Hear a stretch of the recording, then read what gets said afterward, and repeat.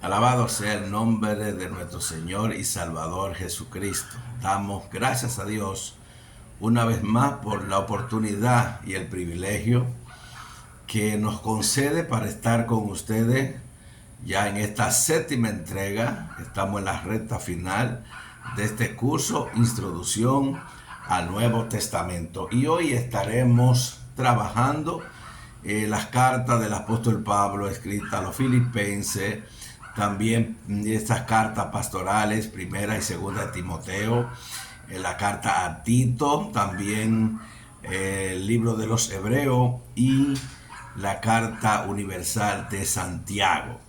En esas cartas y esos libros estaremos ocupados por los próximos minutos.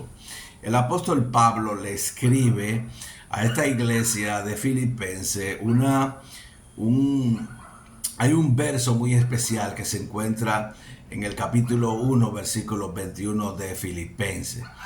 Y lo vamos a recitar, lo vamos a leer, lo vamos a decir en un momento, porque el apóstol Pablo estaba pasando por dificultad, pero él sabía realmente en quién había creído. Él sabía que el Señor estaba con él en cualquier lugar y en cualquier circunstancia que el apóstol se encontraba. Porque una cosa es hacer la declaración que él hace aquí en los Filipenses desde el confort y también desde la seguridad de la sociedad actual, de esta era moderna, pero otra distinta era decirlo desde la celda, desde una prisión romana. Él le dijo a la iglesia de Filipenses, le dijo: para mí el vivir es Cristo y el morir es ganancia. La carta del apóstol Pablo a los filipenses fue escrita desde la prisión, y este es el contexto de porque cada uno de nosotros debe de tener en mente cuando nosotros estudiamos la carta de Filipenses. Filipo era una colonia romana en la provincia de Macedonia. Aquí, por primera vez, el evangelio entró a Europa y al mundo occidental. Y se puede aprender de Hechos en el capítulo 16 que la reunión inicial de Pablo no fue en la sinagoga, sino en un lugar de oración a la orilla de un río. La estrategia misionera que utiliza el apóstol Pablo, él siempre había sido, era ir primero a la sinagoga cuando llegaba a esos lugares a predicar. Lo primero que él buscaba era la sinagoga para comenzar a proclamar y a probar que Jesús es el Mesías. Y luego de algunas discusiones, comenzar una iglesia fuera de la sinagoga, en ese caso particular. Sin embargo, Pablo inicia las reuniones de Filipo en un lugar de oración, no en la sinagoga. Aparentemente en aquel lugar no había sinagoga. Filipo no había sinagoga, y esto de por sí nos dice algo sobre esa población de la ciudad, y probablemente era una comunidad judía muy pequeña. La primera conversión en Filipo fue una mujer llamada Lidia. De esa manera vamos a pasar a lo que es la carta, una de las cartas pastorales que encontramos, de esas tres cartas que el apóstol Pablo escribió: dos a Timoteo y una a Tito. Y vamos a iniciar ahora aquí a continuar con lo que es esta carta pastoral a Timoteo. Es una carta muy importante, y es bueno conocer el trasfondo de Timoteo. Pablo lo conoció en su primer viaje misionero cuando él llegó a la ciudad de Listra, en Asia Menor, luego que Pablo había seleccionado para llevar el evangelio, y allí conoció a este joven llamado Timoteo. Su madre era judía y la madre de Timoteo era seguidora de Jesús. Su padre, él era de padre griego. Su padre era griego, entonces fue en este momento en el que Timoteo quiso acompañar al apóstol Pablo y fue en su primer viaje misionero junto con Bernabé. Ahí fueron los tres en ese viaje. Y cuando se habla de las cartas de la prisión de Pablo, es importante que nosotros podamos distinguir de qué prisión se habla, porque Pablo tuvo dos encarcelamientos principales. El primero fue en Cesarea, después de ser arrestado en Jerusalén y enviado a Cesarea por el mar. Allí fue donde Pablo hizo una notable defensa del evangelio ante Félix y el rey Agripa. Allí fue donde apeló su caso al César y fue eventualmente llevado a Roma. Como se recuerda en Hechos capítulo 28, Pablo estuvo en una prisión en Roma por 2 años esperando su juicio ante César. En este encarcelamiento en Roma, Pablo es donde él escribió las cartas de la prisión, cuyo libro principal es el de Efesios.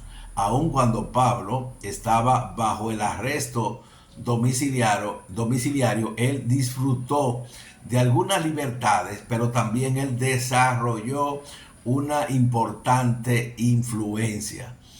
Él transformó la prisión en una iglesia y sus discípulos y los miembros de la iglesia fueron el personal militar, y todos los que se reunían con él eran candidatos para el evangelio de Cristo. La carta de la prisión de Pablo son Efesios, Filipenses, Colosenses y Filemón. Ahora, viendo esta introducción y como Pablo le escribe estas cartas que son plenamente llamadas así cartas pastorales, es bueno ver esa pregunta que nos podemos hacer: ¿qué significa ser un buen ministro? Pablo va a utilizar varias analogías, podemos decir, en esta carta, como un buen ministro, un labrador, un agricultor.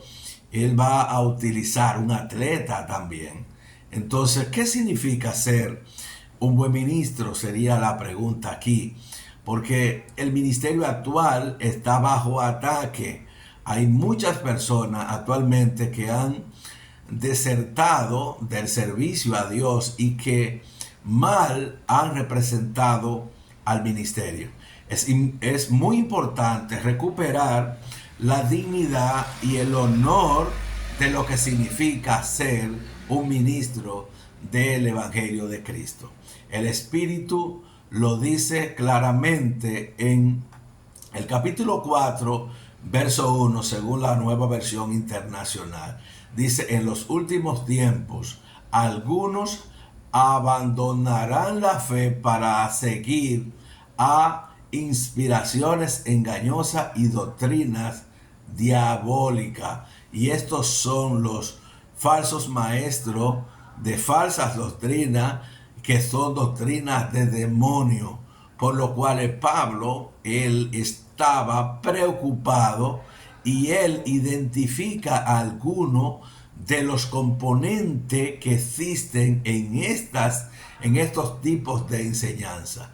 Dice que aún en este mundo donde hay falsos maestros, o sea, herejes, impostores, mentirosos e hipócritas, él quería que los ministros se condujeran de tal forma que fueran buenos ministros de Cristo Jesús, como lo indica en el verso 6, que dice: si enseñas estas cosas a los hermanos, será un buen servidor de Cristo Jesús. No solamente eso, dice Pablo, nutrido con las verdades de la fe y de las buenas enseñanzas que paso a paso ha seguido. En el verso capítulo 12, él traza lo que se entiende por un buen ministro. Él dice que nadie te menosprecie por ser joven. Al contrario, que los creyentes vean en ti el ejemplo a seguir en la manera de hablar, en la conducta, en el amor, en la fe y en la pureza. Pablo dice que si alguien va a ser un buen ministro, debe ser un buen cristiano. Un líder debe esmerarse por ser una buena persona y un ejemplo de lo que significa vivir como un creyente. En la forma en que habla, en la forma como se conduce en la vida, en su amor, en su fe y en su pureza. Ahora, como ministro, él les dice en el capítulo 4, verso 13, según la NBI, la Nueva Versión Internacional, él le dice: dedícate a la lectura pública de las Escrituras y a enseñar y a animar a los hermanos. También el apóstol Pablo se presenta aquí en esta carta lo que es el papel del pastor.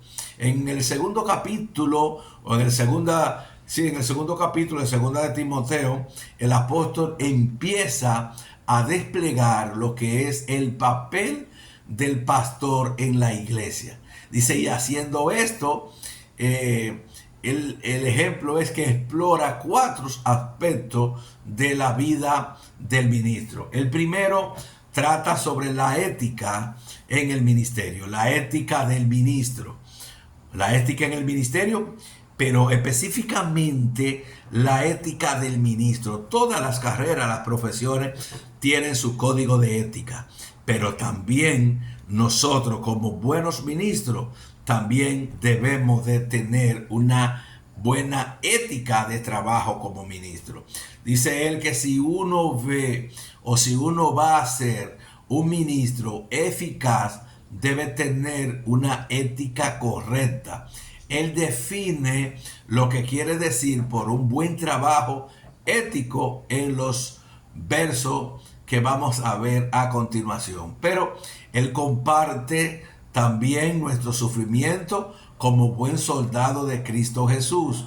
Él dice que ningún soldado que quiera agradar a su superior se enreda en las cuestiones civiles. Asimismo, el atleta no recibe la corona de vencedor si no compite según el reglamento. El labrador que trabaja duro tiene derecho a recibir en primera parte o primero la parte de la cosecha. Y luego él le dice: reflexiona en lo que te digo y el Señor te dará mayor comprensión en todo esto. Y eso aparece en el capítulo 2, en los versos del 3 al 7. Pablo usó 3 analogías para ilustrar lo que es practicar un trabajo ético correcto. Él dijo que un ministro debe estar dispuesto a pelear como un soldado y a soportar penalidades. ¿Como quién? Como un atleta que debe soportar un estricto entrenamiento y aceptar las reglas del juego. Además debe ser como un agricultor. Si has de tener una cosecha en el ministerio, debe ensuciarse las manos y no temer al trabajo duro. Un buen ministro tendrá una buena ética de trabajo. Eso es el primero, la ética. El segundo componente es que un ministro permanece firme en la persecución. Y Pablo habla acerca del sufrimiento en la vida del creyente y de la importancia de ser firme y también fiel. Pablo recordó a Timoteo que necesitaba ser firme en los sufrimientos, porque el ministerio no avanza fácilmente. Habrá veces que se necesita mantenerse firme ante las persecuciones. El tercer elemento es que un ministro debe observarse a sí mismo. A veces nosotros observamos a los demás y quizás somos muy meticulosos cuando estamos observando al otro porque nosotros no queremos fallar. Pero aquí el tercer elemento indica que un ministro debe de observarse a sí mismo. Tiene que administrar su propia vida espiritual. Charles Spurgeon, él llamó a esto el ministerio de la autovigilancia, y Pablo habló sobre esto en los versos del 14 al 22 del capítulo 2. Le recordó a Timoteo hay que evitar muchas cosas como ministro, como pastor del Evangelio de Jesucristo que ministramos en lugares, le ministramos a personas. Nosotros debemos de tener en cuenta algunas cosas. Alabado sea el nombre del Señor. Debemos de tener en cuenta lo que son las discusiones inútiles. Esas muchas veces los ministros no debemos de enredarnos en discusiones inútiles que no llegan a ninguna parte. Y dice el apóstol Pablo, pues no sirven para nada, sino para destruir a los oyentes, aquellos que lo están oyendo. El cuarto componente es que un ministro debe saber cómo responder a aquellos que se oponen a la obra de Dios. En alguna parte del camino, cada ministro enfrenta una situación en la cual debe confrontarse con las personas que se oponen al Evangelio de Cristo. La pregunta aquí es cómo ha de tratarlo. O sea, cómo manejar un posible conflicto con esas personas que no están de acuerdo. Pablo ofrece un programa de acción para estas ocasiones. Él dice, no tengan nada que ver con discusiones necias y sin sentido, pues ya saben que terminan en pleito. Y un siervo del Señor no debe andar peleando, más bien debe ser amable con todos, pero debe ser capaz de enseñar y no propenso a irritarse. Así, humildemente se debe corregir al adversario con la esperanza de que Dios le conceda a él el arrepentimiento para que pueda conocer la verdad. De modo que si se despierten y escapen de la trampa que el enemigo le ha puesto, que lo tiene cautivo, sumiso a lo que es su voluntad. Y en todos esos versos nosotros lo podemos ver en el mismo capítulo 2 del 23 al 36. Este es un buen consejo.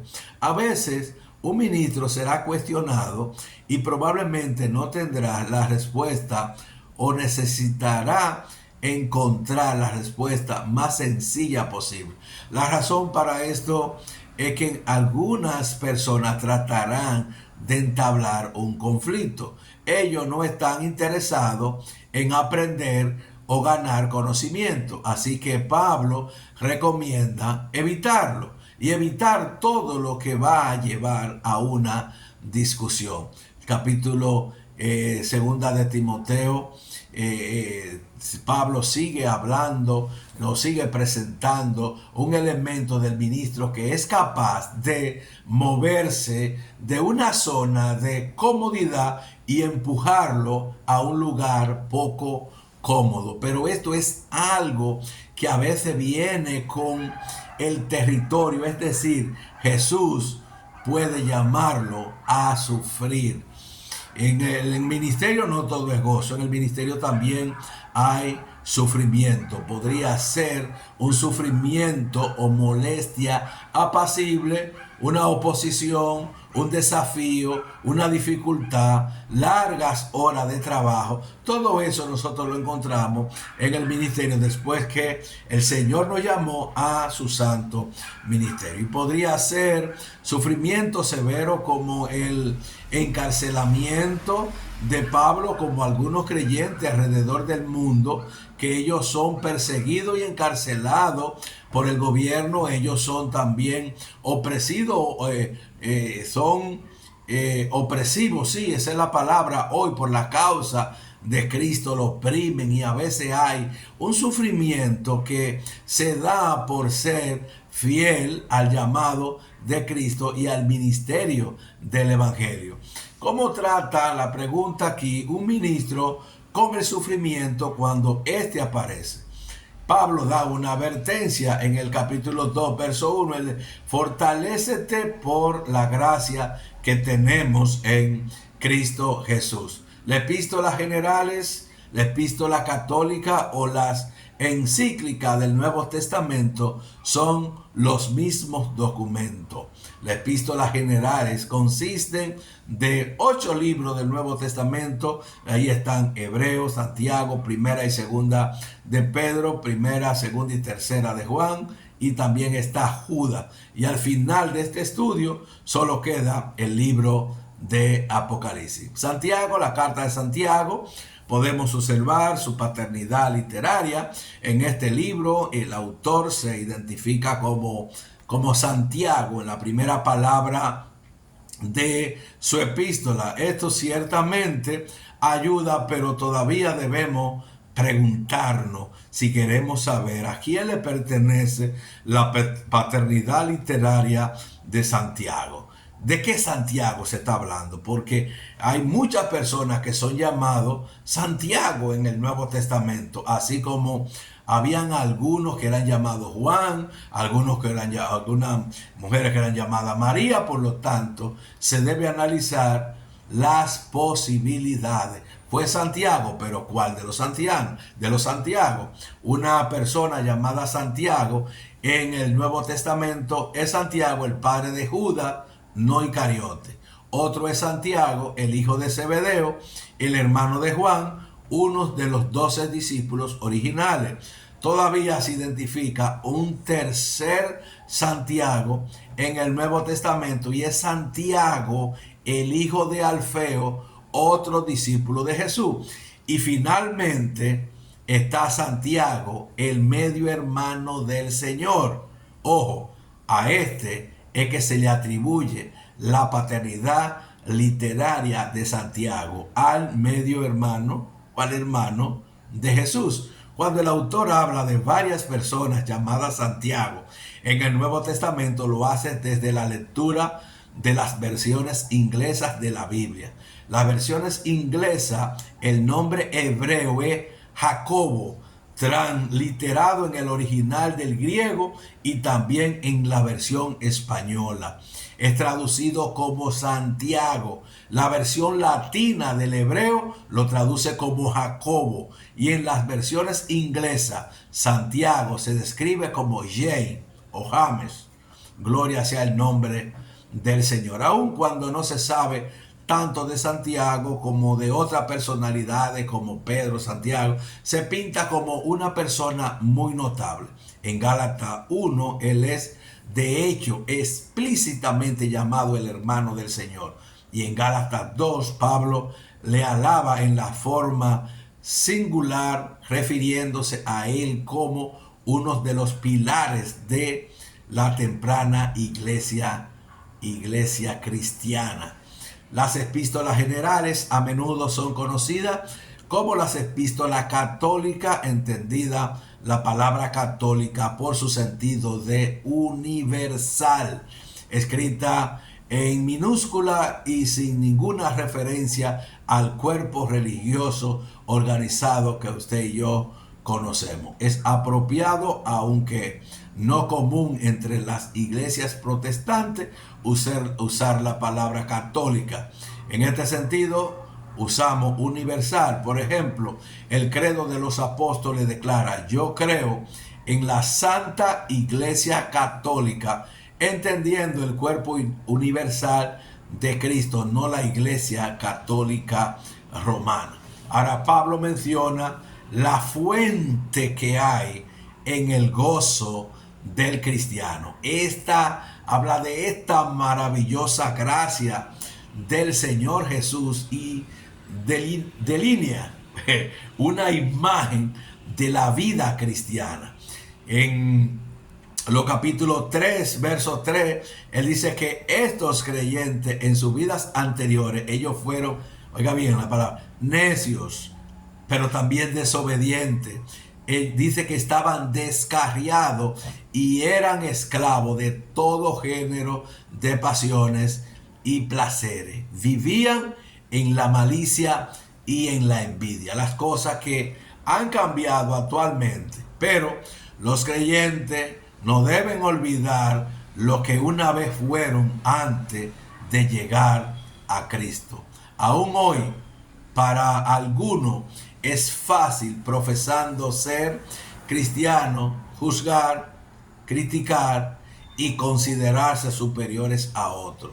Se ha mencionado que una de las peores cosas que puede hacer los creyentes es perder de vista lo que es la gracia de Dios y la condición pecadora de la cual fueron liberados. Si no fuera por la gracia de Dios, la pregunta es, ¿dónde estaríamos nosotros como creyentes en el día de hoy? Esta es una pregunta que es siempre relevante, y Pablo recuerda a los creyentes que el pecado es un problema universal. Ellos deben recordar este hecho porque es la única forma en que pueden vivir humildemente y mantener una actitud apropiada hacia aquellos que todavía no han llegado a conocer al Señor. Aquí hay otro gran pasaje, capítulo 3, versículo 4, según NBI. Aun cuando las personas estaban en pecado y rebelión, se manifestaron el que la bondad y el amor de Dios, de nuestro Salvador Jesucristo. Dios llegó con su salvación no por haber hallado a alguien justo o bueno, sino por su misericordia. Aún un gran hombre como Pablo, con todos los talentos y logros que tenía, nunca alardeó sobre lo que había hecho. Él sabía que aquellas cosas no le habían hecho a él más digno de la salvación que a ninguno de los demás. Los creyentes no eran lo que eran por las cosas justas que ellos habían hecho, sino por la misericordia de Dios. Volvemos a Santiago. La epístola de Santiago es una carta muy práctica que ha sido llamada, ¿usted sabe cómo? Los proverbios del Nuevo Testamento. Así es fácil notar muchas buenas similitudes entre el libro de Proverbios y la epístola de Santiago. Mientras el libro de Santiago es uno de los más importantes en el Nuevo Testamento, uno podría aventurarse a sugerir al mismo tiempo que es uno de los libros menos conocidos y apreciados del Nuevo Testamento. El libro de Santiago es breve en lo doctrinal, pero principalmente es una carta que es muy práctica. El escritor Santiago parece preocuparse en dejar saber que la verdadera fe no es simplemente una cuestión de confesión, sino de conducta y de un estilo de vida. Un punto que puede ilustrarse fácilmente en varios pasajes dentro del libro. Por ejemplo, Santiago les dice a los creyentes que no basta con desear el bien a un hermano o hermana, sino que deben tomar pasos concretos para aliviar lo que es el sufrimiento de ellos. Y lo dice en el capítulo 2, los versos 15 y 16. No basta, dice Santiago, solo en oír, en escuchar la palabra de Dios, sino que se debe ser un hacedor de la misma. Capítulo 1, verso 22. Y la forma más pura, oiga bien, de la religión, escribe de nuevo con su mente práctica. Él dice, es visitar a los huérfanos y a las viudas en sus tribulaciones y guardarse sin mancha del mundo. Capítulo 1, verso 27. Santiago insiste en que la fe sin obra está muerta. Él critica severamente a los adinerados porque ellos ponen su confianza en las cosas materiales y les recuerda que las riquezas de este mundo son pasajeras, pero los reales tesoros del reino de Dios son eternos. Hay 6 temas principales aquí. Estos temas ayudan al erudito o al estudiante de la Biblia a captar la esencia del libro y hacer más fácil de comprender su mensaje global. Número 1 de los 6 temas principales, la naturaleza de la fe. 2, la naturaleza de la sabiduría. 3, la naturaleza de la riqueza. 4, la naturaleza de la tentación. 5, la naturaleza de la lengua. Y 6, la naturaleza de la oración. Santiago está diciendo que la verdadera religión no es tanto un credo, sino un estilo de vida o de conducta humana. El mundo ha oído mucho de parte de los cristianos, pero como Santiago señala, el mundo de hoy necesita más ver que los creyentes viven la realidad de los verdaderos principios de la fe cristiana. Pasamos a la carta de Tito. El propósito de Pablo aquí en la carta de Tito es animar a Tito en su ministerio para que él a su vez anime a los creyentes de Creta a vivir una vida de buenas obras y de carácter consistente. El lenguaje de Pablo aquí, al señalar que no todos estaban viviendo su profesión de fe, es directo. Pablo escribe acerca de los falsos maestros y profetas que no están viviendo una vida de santidad. Ellos están reclamando conocer a Dios, pero por sus acciones lo están negando. Y Tito es exhortado a recordar a los creyentes que ellos están sujetos a los gobernantes y a las autoridades y siempre deben estar listos para hacer el bien. No deben acumular, no deben